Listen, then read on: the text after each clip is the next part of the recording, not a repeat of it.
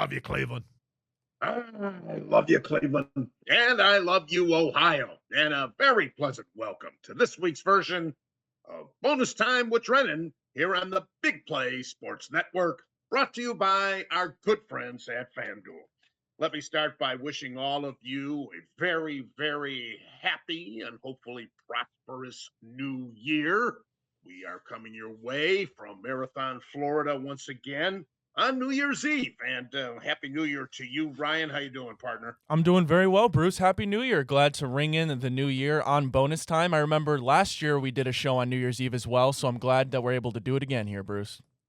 Yeah, and celebrating a Browns victory.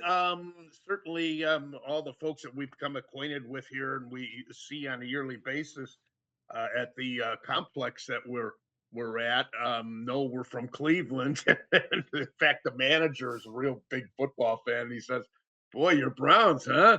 I mean, what a win against Pittsburgh! It's the first time since 2009 that the Browns have defeated Pittsburgh, not allowing them to score a touchdown. What a terrible game, by the way, by Pittsburgh. Now, don't get me wrong. I credit our Browns big time for playing inspired football here, knowing the kind of season that we've had in Cleveland. But perhaps this win will ruin the Pittsburgh season. If they lose to Baltimore, all the Steelers had to do was to beat the lowly Browns to win the division. But no, terrible, terrible effort by Aaron Rodgers and the game plan. Just horrible. Rodgers, 21 of 39, quarterback rating of only 64.9. Just awful. And boy, they got to be screwed. You know, it looked like Tomlin got off the hook after the 3 previous weeks. Now he's back on the hot seat. I got to think in Pittsburgh, they're calling for his job again, which leads to the question, if he gets fired, Ryan, does Haslam go after him to replace Stefanski? Well, if he doesn't, Bruce, then I would say that's malpractice, because anytime you see a coach get fired like that, of that ilk, of that reputation, every team in the NFL that is even considering a new head coach should go ahead and give Mike Tomlin an interview, in my opinion, Bruce. Myles Garrett didn't get the record, but certainly it's another sidebar story, which I find incredibly entertaining, that in his post-game press conference, he actually said his opinion was that the Steelers were more concerned not allowing him to get a sack of Rodgers than they were winning the game. What's your take on that, Ryan? I know Mike Tomlin and company, they're going to say that that wasn't the game plan, but it certainly did seem at times Aaron Rodgers was a bit more concerned with Myles Garrett getting the sack than holding onto the ball and waiting for plays to develop. Now, I understand that anytime a team plays Myles Garrett, you're going to game plan against him a certain way because he's the most dominant defensive player in football. But, Bruce, to be honest with you, I was a little disappointed he didn't get the sack, because I believe it was Michael Strahan who sacked, I believe it was Brett Favre to get that record. So how poetic would it have been if Myles Garrett got the sack on Aaron Rodgers to get the new record? We all know the parallels between Favre and Rodgers. I think he's going to get it against Cincinnati, though, don't you? I do think so. Joe Burrow, I actually believe, is the most sacked quarterback in Myles Garrett's career. Bengals' offensive line is certainly nothing to write home about, and you got to imagine Myles Garrett is going to play inspired this last week of the season. And hopefully the Browns will too and go out on a winning note. But of course, the victory means the Browns won't get as high of a draft pick. I don't know if it matters with all the ammunition that the Browns do possess with all their picks. Would you agree with that? I would agree. It certainly means that the Browns aren't going to be in a position to get either Mendoza or Moore, as those are likely the top 2 quarterbacks off the board. Now, things can change throughout the college football playoff as we progress, and we'll certainly talk about it this episode. But it does appear as though Shedeur Sanders is going to probably be our starting quarterback next season, and hats off to him. All he had to do was win one of these last 2 games to make the Browns' decision that much easier, and he did it against Pittsburgh in a huge win. Your thoughts on his performance? I'll say this. Good and bad? Can I meet you in the middle? He certainly did enough to beat the Steelers, that's for sure. I thought there were times when there were ugly turnovers. The one tipped pass, not much you can do about that. The one where he threw across his body was one of the worst interceptions I've seen. And Bruce, we're really Nick Herbig catching the ball. And I believe it was one of the second drives of the second quarter from that being a pick six, and that completely flipping the script. If he caught that ball, momentum would have been shifted. We know in the low scoring affair that could have been the difference. We could be sitting here in an alternate universe where Shedeur Sanders loses that game, and we're talking here about Fernando Mendoza or Dante Moore. And I did not think it was pass interference on that last attempt by Rodgers. I'm sorry. I thought it was good coverage. I know that there are some Pittsburgh fans that are crying that should have been a pass interference call. I agree, Bruce. And if anything, I didn't think the ball was catchable regardless. Right. MVS isn't 7 feet tall, so I Right. agree with the no call. Well, we've got a lot to cover in the NFL. What a weekend it was. We head into the last weekend of the NFL regular season, and then the playoffs begin. That's next. We've only just begun. Bruce Drennan, Ryan Smith, bonus time here on Big Play. The Big Play Sports Network is brought to you by Smart Choice Windows, energy-efficient products at an affordable price. Visit smartchoicewindows.com today. Once again, Happy New Year to you and yours as we are coming your way on New Year's Eve and looking forward to this big weekend of NFL football. What a weekend we just went by. Baltimore 41, Green Bay 24, Derrick Henry and the Baltimore Ravens certainly realized that this was a must-win for them to stay alive for the AFC North title, which is their only route in getting into the postseason. Henry, unbelievable, rushed for 216 yards. This was the 7th time that the future Hall of Famer has rushed for 200 yards or more in his illustrious career. That puts him ahead of LaDainian Tomlinson, O.J. Simpson, who Henry had been tied with. He also passes Tony Dorsett on the NFL's scoring rushing list. And he also scored 4 touchdowns to pass Adrian Peterson into 4th place in scoring. This game was a matchup of backup quarterbacks, of course. Tyler Huntley subbing for Lamar Jackson and Malik Williams subbing for Jordan Love for Green Bay. Green Bay had already clinched a playoff spot. Baltimore now travels to Pittsburgh to play for the division title, and it all comes down to this game come Sunday night. Ryan? You know, once King Henry decides to hang up those cleats, he'll be having a gold jacket waiting for him in Canton, no doubt about that. You know, Bruce, we always talk about the new running backs of this age, the Jahmyr Gibbs, right? The Saquon Barkleys, the Christian McCaffreys, the Bijan Robinsons, but it's a game like that every season, it seems, where Derrick Henry puts his name back on the map as one of those top-tier running backs, and it was an amazing performance to see. 4 touchdowns. Derrick Henry, one of the best to ever do it at that position. Yeah. Houston 20, the LA Chargers 16. CJ Stroud threw 2 long touchdown passes as the Texans in the Texans' first 2 drives, and they clinched their 3rd consecutive playoff berth. You know, Houston improves to 11-5, and they have now won 8 games in a row. The loss for LA snapped their 4-game winning streak, and the loss means that Denver wins the AFC Western title. This win for Houston also eliminated Indianapolis from postseason contention. But how about Houston starting off the season at 0-3 and turning it around to make the playoffs? And how about Indianapolis starting off at 8-2 and then missing the playoffs for the 5th straight season? You know, the Colts became the first team ever to not make the playoffs after starting the season 8-2. And even though Jacksonville is very likely to beat Tennessee at home to win the AFC South, the way this Houston defense is playing, they could be a real tough out for whoever they come up against. Meanwhile, speaking of Jacksonville, they defeated Indianapolis 23-17, and it wasn't pretty, and it certainly wasn't easy for them, but the Jacksonville Jaguars did what they had to do to put themselves in position to win the AFC South Sunday with that home victory against lowly Tennessee And credit the Colts for giving the Jags all they wanted, considering they had already been eliminated and knew it from the postseason. All right, here was the big one. Philadelphia 13 and Buffalo 12. Could this have been a preview of the Super Bowl? Maybe. But I can't recall a season where you can confidently predict a team from each conference as the favorites to get to the big game. You know, you can't say with confidence that Philadelphia is the team to beat in the NFC any more than you can the Bears, San Francisco, the LA Rams, or Seattle. And here in the AFC, you can't choose between Buffalo, Denver, New England, Jacksonville, or Houston.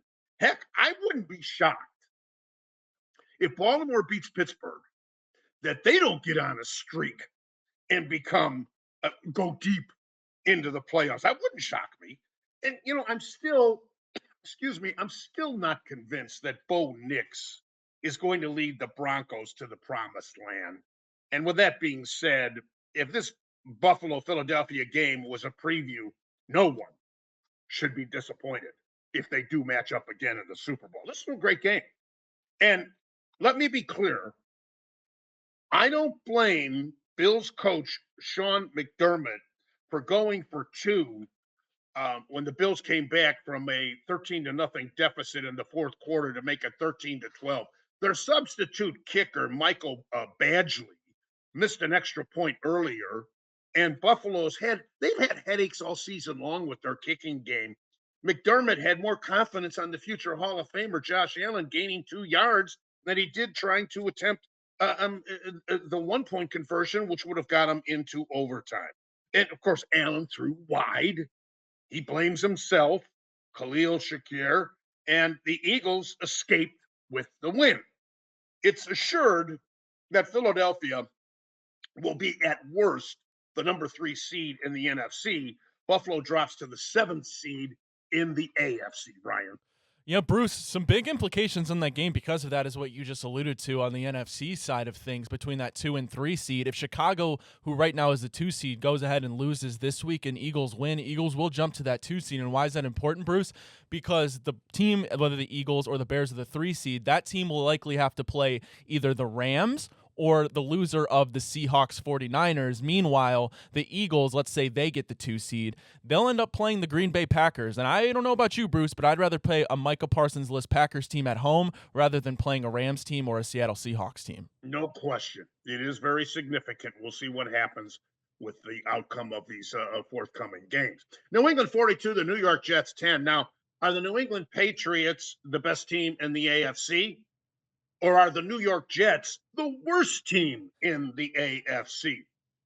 Both may be true, Derek May and company are now 13-3, and they need the LA Chargers to beat Denver at Denver and take care of business at home against Miami to be the number 1 seed in the AFC. But that's not going to happen because the Chargers have already clinched, and Jim Harbaugh has said he's going to rest. He's going to rest just about all of his first stringers, including Justin Herbert. So it really won't be much of a challenge, I don't think, for Denver. They should easily win the game and cover. Don't you agree, Ryan? I would completely agree. I do believe they're going to be the number 1 seed. And back to your previous question, Bruce, I think you can make an argument that the Patriots are the best team in the AFC, and I don't think there's an argument that the Jets aren't the worst team in the AFC. Problem with them, though, is they've only beaten one team that is above 500 this year. So we shall see. San Francisco 42 and Chicago 38. The combined total of 80 points in this game is the 3rd highest scoring affair this season in the NFL. This was the 2nd week in a row that Niners quarterback Brock Purdy produced 5 touchdowns, making him just the 7th player in NFL history with 5+ total touchdowns performances in consecutive games. He threw for 3 touchdowns and ran for 2. Bears quarterback Caleb Williams went drive for drive with Purdy in this back and forth affair. He just ran out of time as the game went back and forth as the two playoff teams both look like either can win the NFC Championship.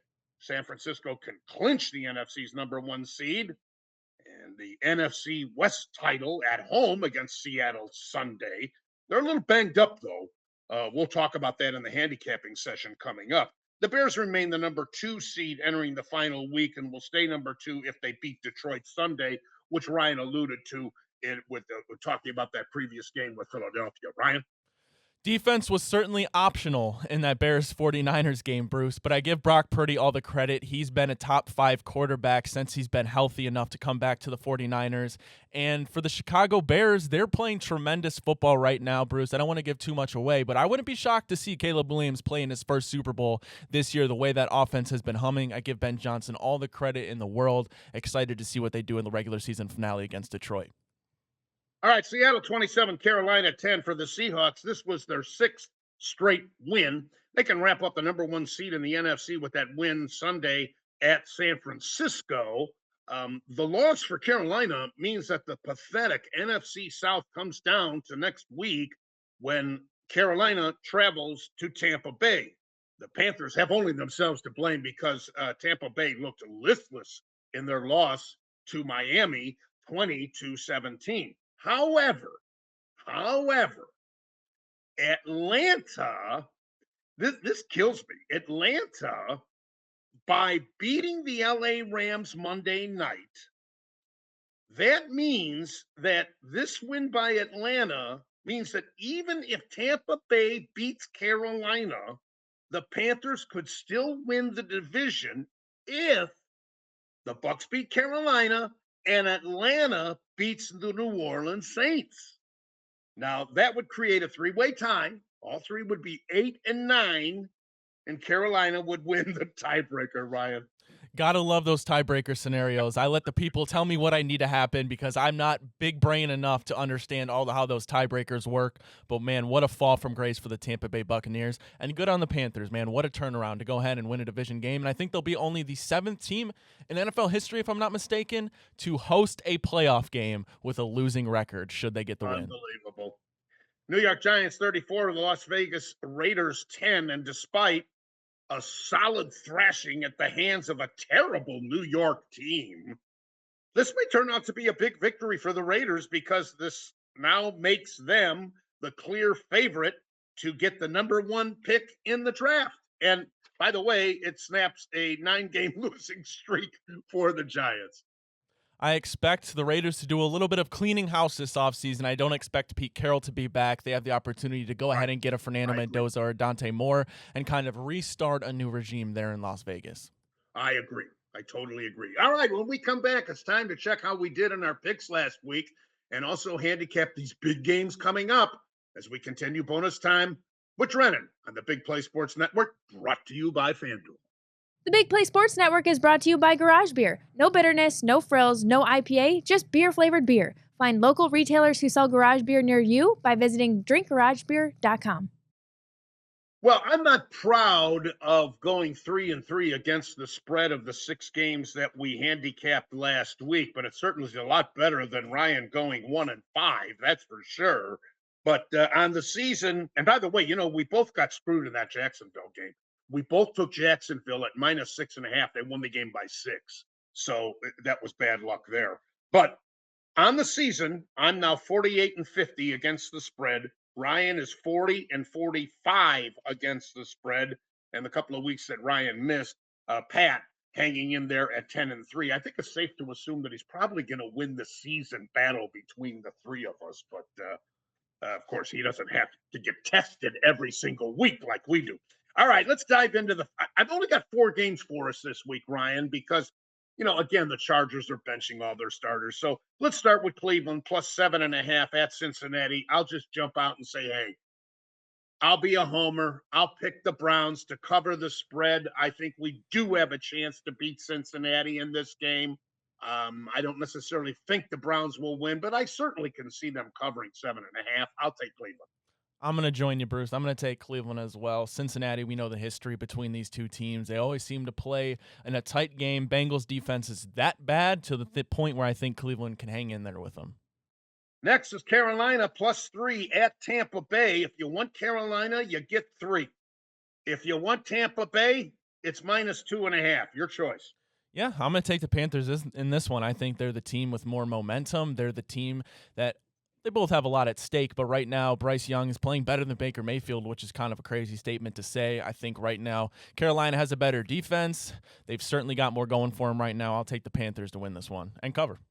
I'm going to take Carolina or Tampa Bay to win at home and save some face for Mayfield and company, considering how they really blew it this season. And then I'm hoping that Atlanta wins their game so Carolina would still get in to really screw things up and have a below 500 team in the playoffs representing that dismal conference. Or division, I should say. Seattle's +1.5 at San Francisco. I got to go the Niners, even though they're pretty banged up, Ryan.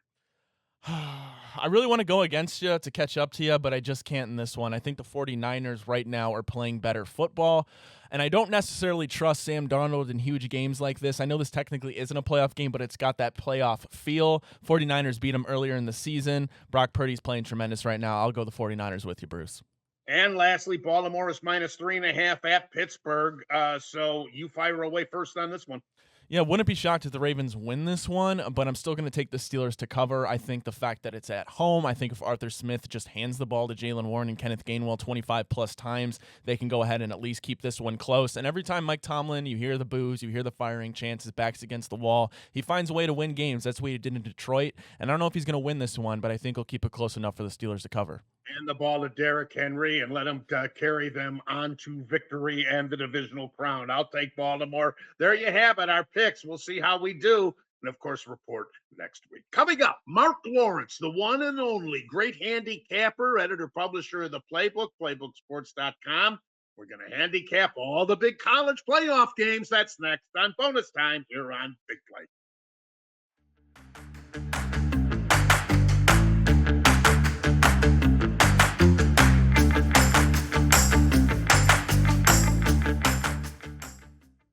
Y'all know Marc Lawrence. In my opinion, he's the top handicapper in the country, editor-publisher of the Playbook, playbooksports.com. My old dear friend, Happy New Year, buddy.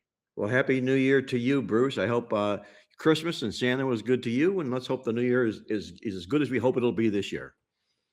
Hey, I want you to handicap the 4 college football playoff games, but before that, Mark, I am so upset at this format. And let me be clear, I had no problem. The big controversy, I guess, was Miami getting in because they beat Notre Dame. I had no problem with Miami getting in because they did beat Notre Dame, and that game should mean something. But I got a twofold problem. The first one is, how does Alabama get justified in getting in with 3 losses over Notre Dame? And by the way, Notre Dame lost those first 2 games by a combined 4 points. Alabama got creamed by 2 touchdowns in their first game by Florida State. Is this a pure bias toward the SEC? Absolutely a bias toward the SEC. No question about that. The first ever 3-loss team makes the college football playoff, and a team with Notre Dame's credentials gets sent home. I think that was totally unjustified, and I think they were sending a message to Notre Dame, Bruce. Get in a conference or get out. And what they're trying to do is reward these teams that play in conferences and eventually go to conference championship games like Alabama did. So you can say, do you belong in this playoff if you were not in your conference championship game? Or if you were in your conference championship game, does that qualify you? Because Alabama had to play in that game, or not had to, but did play. They lost. They suffered their 3rd loss. Now, is that consequential? Should they be left home because they qualified for the conference championship game and other conference teams did not qualify but yet are in the playoffs? There's a lot of arguing to go back and forth here, Bruce, but I agree 100% with you. Notre Dame absolutely belongs in this field here. And look what they did last year. They made it all the way to the championship game when nobody gave them much of a chance. You can make a case for BYU. Certainly, if you got a 3-loss team in like Alabama, you could have made a case for Texas. Think if we had Texas and Notre Dame in there instead of this ridiculous James Madison and Tulane, what great matchups we would have. And I mentioned to you, Mark, it's twofold, my criticism. The other is this group of five. They have absolutely no reason to put these schools in, have them conduct their own tournament. The television networks will buy that. They'll televise those games. That's fine. But there is maybe every 10, 15, or 20 years, one of these type schools may upset somebody in the first game. But that's it. They'll lose their second game. They have absolutely no chance of winning the national championship. No, they don't, Bruce, because all they are, plain and simple, is a recruiting school for big conferences. That's all they are. The big conferences go and cherry pick these smaller schools, bring their talent over to them. They end up, in essence, they end up stripping those college or those group of five programs down to nothing. That's what's really wrong about the whole process. But I agree with you. I don't think the group of five belongs in with the Power Four conferences. It's like taking minor league baseball and having them join the World Series because Right, they won their minor league baseball AAA crown. Does that mean they should be playing in the World Series, Major League Baseball right. World Series? Absolutely not. There's an Yeah, injustice there, and the way they reworded it this year, Bruce, is it allowed both two group of five conferences to get in there, Tulane and James Madison, and in doing so, it left obviously a good team home, and that good team ended up being Notre Dame, who was politically out of this particular playoff here this year here. I agree with you. Miami does belong in this playoff here. Although I think they're not going to like being what they're going to see this week, but nonetheless they belong here. And it's a shame of what they did. I think it was all about politics, Bruce. It's all it was. yeah, yeah. And you know what I think they'll do? They're going to take so much heat over this. You know what I think they'll do? They'll think that expanding to 16 teams will be the way to do it. But if you still include these group of five, what have you accomplished? It's still going to be the same thing. All right, let me get to these four big games with you. And we'll start with tonight's game. Our Ohio State Buckeyes obviously are the biggest favorite of any of the four matchups, 9.5 point choice over Miami. I got to tell you, Mark, I watched that Miami Texas A&M game. I'm not a fan of low-scoring defensive battles, but that was such an entertaining, tremendous game. And I was very impressed with Miami. I think they'll give Ohio State all they want. What's your take? Well, I'm a big dog lover, as you know, Bruce, but I'm going to be in the other side of the field in this one. I think the Buckeyes have the ability to roll in this football game. Number one, I'm not a huge Mario Cristobal fan at all. He gets outcoached more often than he doesn't, especially when it comes to X's and O's. I think Ryan Day will teach him a lesson in this football game. But what I'm really going to Ohio State for is because, much like last year, the pattern has been set. When the Buckeyes won the conference or won the playoff last year, it was because they lost the Big Ten championship to Michigan, and that served as the impetus to get them into the championship game and win it. The same thing this year. They lose their game to Indiana this year. They've had almost a month to stew over that loss here. I think they're going to be a caged animal coming out in this football game here tonight. Nice, neat little stat here, Bruce. If a college football playoff teams that come in off a loss are 8-2 against the spread all time, but they're 6-0 straight up and against the spread if they allow 18 or fewer points per game. And it's the Ohio State defense that's going to end up winning this football game because they are superior, Bruce. There's the best defense in all of college football. Yeah. I don't do it often, Bruce, but I'm going to lay the points with the Buckeyes. No, you prefer dogs. Yes. That's been your history. But yeah, if there's NFL first rounders galore on that sure. defense and offense for Ohio State. Amazing. Well, I'm glad to hear that prediction. I hope you're right. All right, next, I'm looking forward to this game at noon tomorrow with Oregon and Texas Tech. I think Texas Tech, because of coming out of the Big 12, they did beat BYU twice. Maybe not, they're not getting the respect nationally that they deserve, but they've got a very good defense. Oregon's a 2.5 point favorite, but both these schools, both these teams average a ton of points. I think the Ducks are averaging 39 a game. Texas Tech is averaging 42, Mark. Yeah, it's really, really wide open offenses on both sides of the field here, Bruce. But you know what's going to win this game? The team that plays the best defense here tonight. And they're both capable of doing just that. It's all about offense, at least the glamour-looking part of the teams, but their defense is what really is the impetus for these schools. I think Oregon is the false favorite in this football game here. And I know Texas Tech comes out of the Big 12. They didn't play as tough a schedule as the Big 10 did. But what they did is they destroyed everybody in their path. And the only game they lost this year, Bruce, was without their starting quarterback, Baron Morton. He missed that game. Every game he's played, this team has gone 11-0 straight up and 11-0 against the spread with him as a quarterback behind the Red Raider football team this year. And they've got the nation's #1 rushing defense.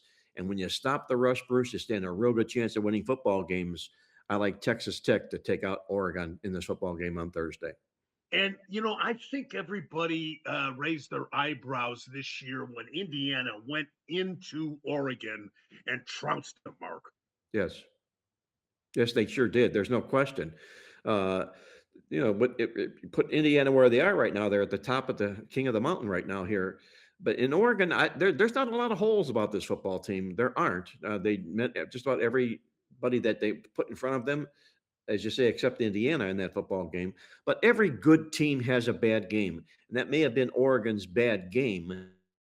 We'll find out that about them tonight. But I'm really enamored with this Texas Tech football team, Bruce. When we put our magazine together, our yearbook, at the beginning of the season, I was at a sports book in Las Vegas, and a former quarterback, J.B. Simons from Texas Tech, was in line behind me.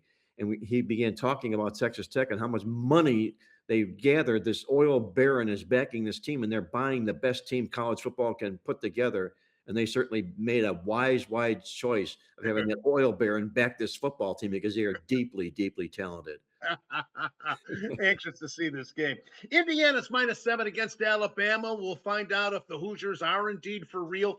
In the Ohio State game, Mark, I didn't realize how good a defense Indiana really had. To stop all those explosive weapons that Ohio State possesses really, really impressed me in that game. And again, because of what I said about the format and Alabama doesn't deserve to be in, I hope Indiana trounces them. But most importantly, what do you think? Well, you're spot on with the observation about the Indiana defense. It is hellacious. Not only are they good with what they allow yardage-wise, they don't allow any points here either, Bruce. You take a look how skinny their scoring average is defensively. And the reason is Kirk Cignetti comes in here and brings his staff in here. He's a masterful head coach. He's going to end up being one of the best in all of college football, like him or not personality-wise. But nonetheless, what they do defensively is they play what they call an umbrella defense. And what they do with that umbrella defense is they drop two linebackers back into the secondary. So they don't allow big plays. There's no big plays going to be struck upon against Indiana's defense. And that's the reason for their success this football season here. If you can't put points up on the board against Indiana, you can't beat them. That's what they're going to take in this football game here against Alabama.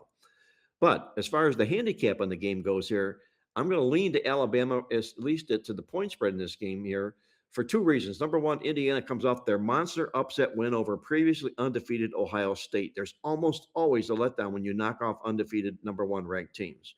And number two, Alabama's going to try to justify the fact that they are in this playoff.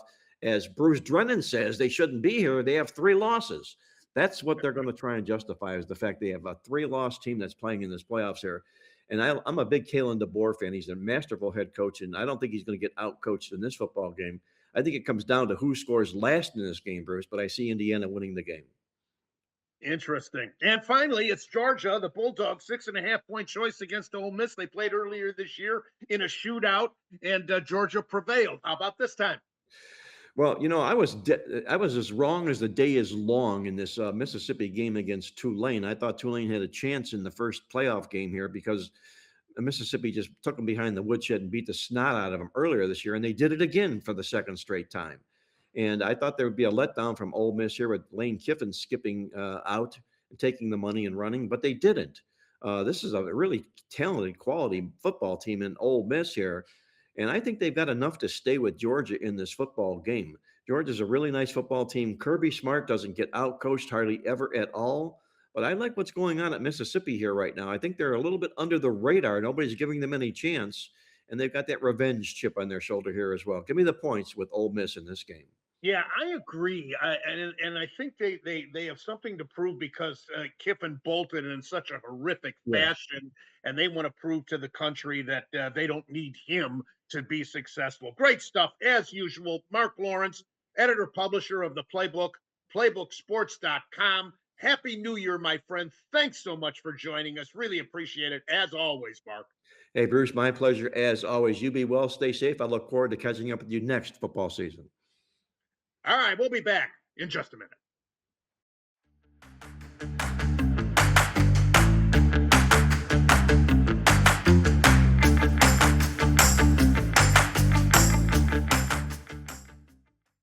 Good to have Marc Lawrence back on the show, Ryan. Interesting stuff.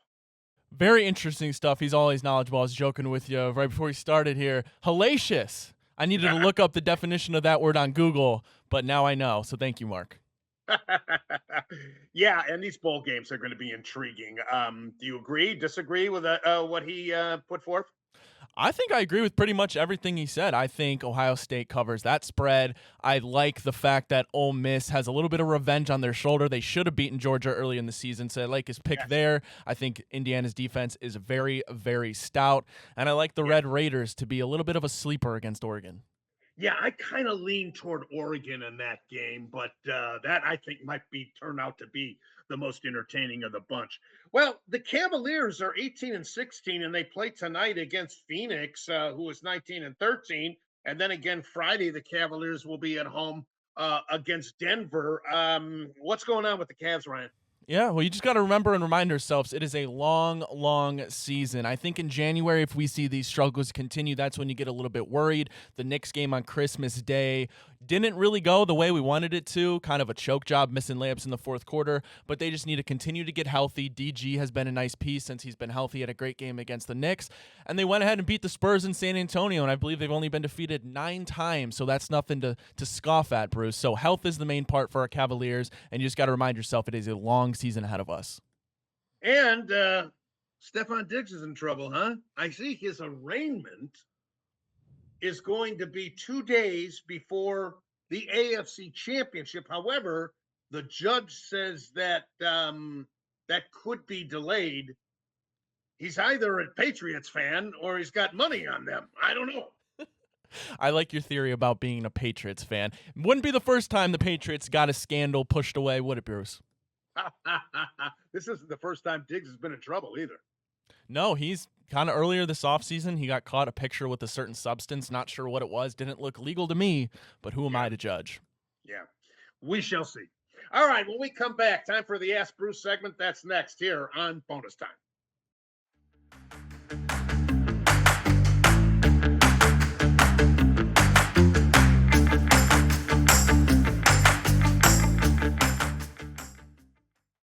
Always look forward to the Ask Bruce segment, interacting with you great fans. Fire away, Ryan.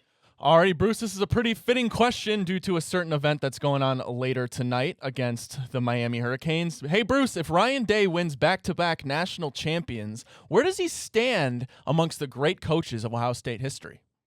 Oh, winning back-to-back is an incredible accomplishment. I mean, think about it.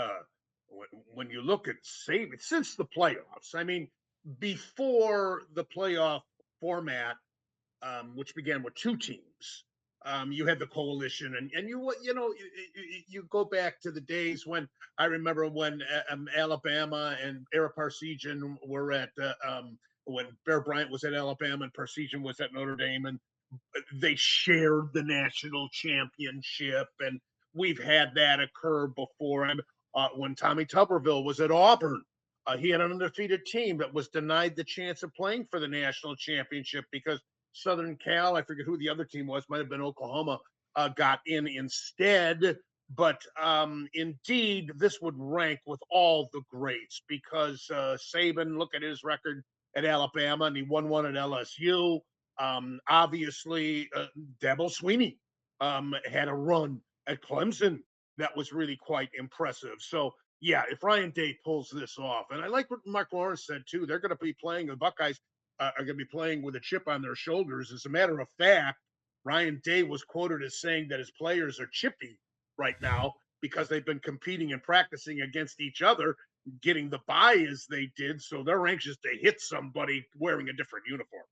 Alrighty, Bruce, sticking in college football. Hey, Bruce, any thoughts on Michigan finally hiring their head coach and Utah's Kyle Whittingham? I think they did the best of what was available without question. Whittingham had been at Utah for like 21 years and had achieved tremendous success with a program that up until the NIL couldn't compete as far as recruiting with the big boys. So I think Michigan really pulled off a coup in getting Whittingham like they did, and they'll be right back as a national power with him at the helm. It's a 5-year contract because he's up in age now, but I think that was a real good hire by Michigan, unfortunately. Alrighty, let's go to the NFL. Hey, Bruce, Jeremy Fowler put out a report this morning that should the Miami Dolphins part ways with Mike McDaniel, he would become an instant head coach candidate for our Cleveland Browns. What are your thoughts on that? Oh, say it ain't so. Oh, no. I'm in the Miami market right now in Marathon, Florida, in the Florida Keys. And they're just, now they pulled off this win against Tampa Bay, just like we pulled off the win against Pittsburgh. I don't know if that saves McDaniel's job any more than it saves Stefanski's job, but they're up in arms down here. No, thank you. Hey, the Browns' best win this year was annihilating this Miami team. So, no, thank you. Say it ain't so. Alrighty, last one for you, Bruce. Hey, Bruce, your thoughts on the Guardians reuniting with long reliever Pedro Avila? I think everything that they've done or haven't done is okay with me. I told you for weeks, they may stand pat because as far as the outfielders are concerned, I'd like to see a right-handed bat. There's no question about it, but they've got to play Kafis. They got to play DeLauder. They got to play Valero. Now the bullpen, you go into spring training having to pick 5 starters out of about 8 or 9 guys. You got to pick 7 relief pitchers out of about 10 or 11 guys. What a beautiful problem to have. So I think they're going to be the team to beat, even if Scooble stays in Detroit. I'm really confident about the Guardians being the team to beat in our division. And that's all the time we have for this version of Bonus Time with Drennan here on the Big Play Sports Network, brought to you by FanDuel. I'm Bruce Drennan on behalf of Ryan Smith. Once again, wishing you and your families, on behalf of all of us here at the Big Play Network, a very happy new year. Make sure you're safe as well. We'll see you next week. Until then, as always, and most importantly, you remember, I love you, Ohio, and I love you, Cleveland.